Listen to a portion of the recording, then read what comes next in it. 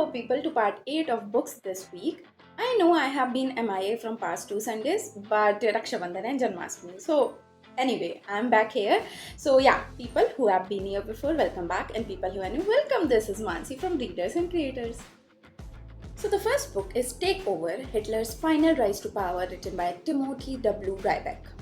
Now, this is a non fiction research based book and it talks about Nazi, World War, and Hitler.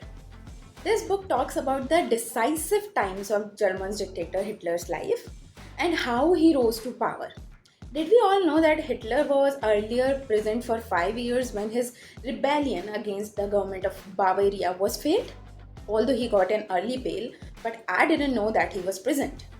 Well, how Hitler, without taking the help of weapons or violence, moved the masses. So, this party, GWP, German Workers' Party, which later on became Nazi Party, its co-founder Dietrich Eckart was acknowledged as a mentor by Hitler. He even dedicated the whole second half of his book Mein Kampf to Eckart. So there's this connection. So this book is only about that psychological aspect of dictator that was Hitler. Also give unique lessons for the present time as it throws light on how the masses can be deceived behind the facade of so-called legitimate democracy. You know. So the second book is The Other Valley, written by Scott Alexander Howard. This is a science fiction time travel coming of age love story. This book is a profound reflection on grief, time, fate, and free will.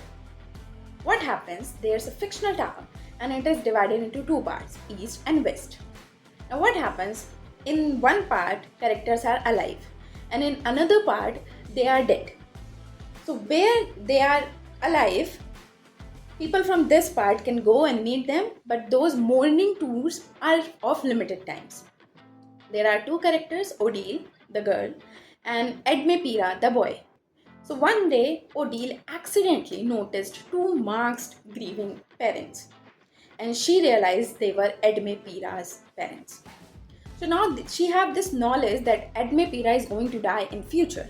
They both like each other. Edme Pira is the boy who gives attention to Odile. So she is in the dilemma of whether to tell Edme that he is going to die and he could make the best of his times, or whether keep quiet and just prepare herself for the devastating future.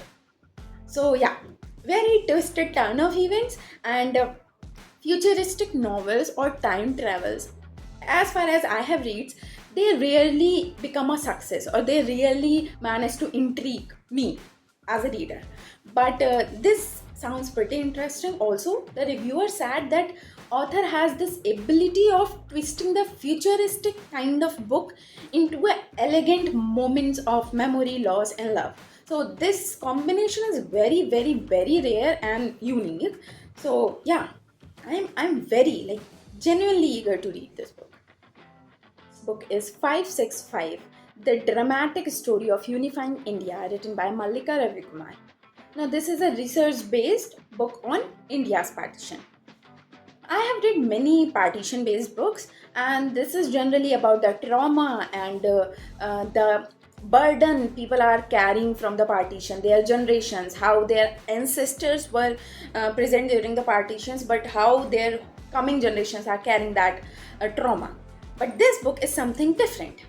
On June 3rd, 1947, Lord Mountbatten, who was the last Viceroy of India, announced India free as a nation.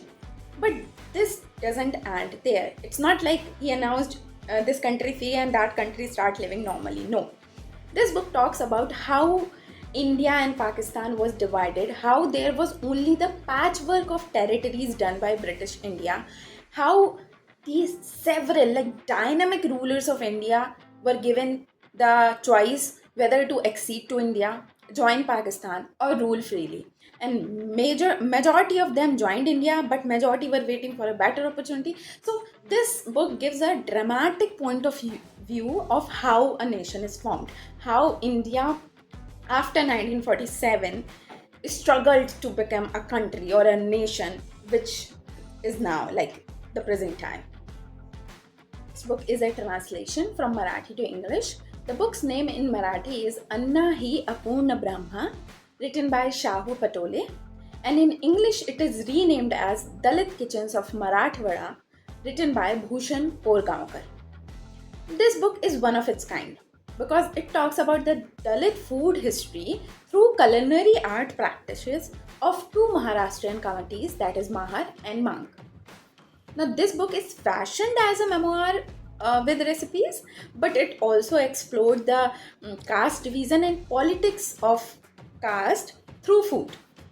It talks about why foods are categorized between sattvic, rajasic, and tamasic, that is pure, fit for king, and sinful. Like, how could a food be sinful? It's beyond my imagination. It also examines Hindu scriptures where there's a assigned food for each one of society. So, yeah, interesting.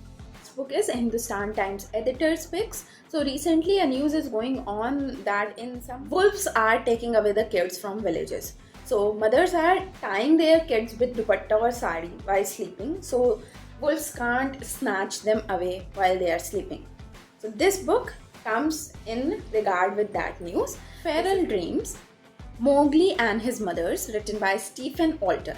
It is a 2020 fiction book and it is inspired from Rudyard Kipling's Jungle Book about Mowgli and animals, but it explores the man and wild relationship. And there's a child in this book who is like brought up by elephants and langurs, but not for his whole life. He was later discovered by a missionary woman and a rendition of Mowgli, I guess, but I have to read it to know completely about it.